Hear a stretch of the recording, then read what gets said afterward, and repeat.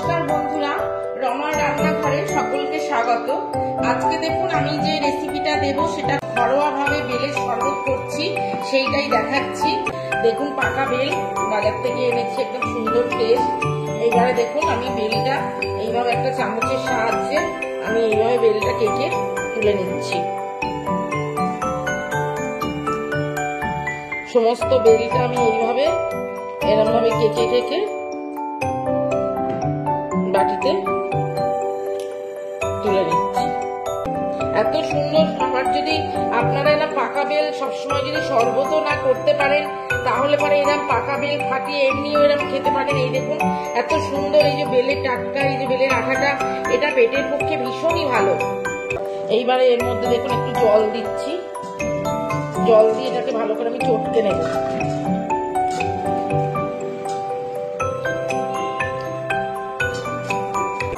এই যে দেখুন আমি জল দিয়ে এটাকে পুরো চটকে কাইটাকে পুরো বার করে নিলাম।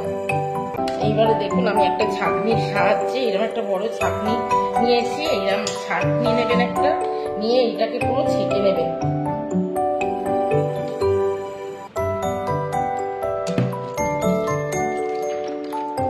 এইভাবে আমি ঠিক যেভাবে দেখাচ্ছি আপনারা ঠিক এইভাবে করবেন, করে খাবেন। কিরকম লাগে আমায় কমেন্ট করে জানাবেন।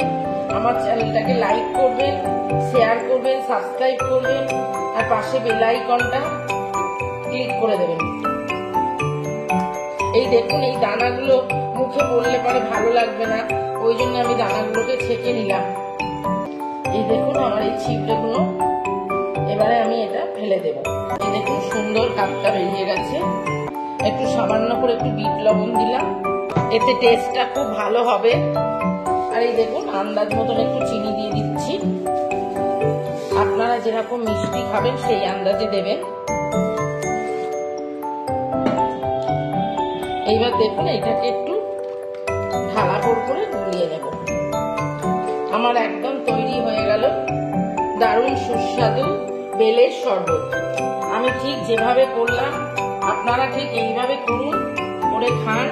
কেমন লাগে আমাকে জানাবেন। আমি ঠিক যেভাবে দেখালাম আপনারা ঠিক তাহলে এইভাবে করুন।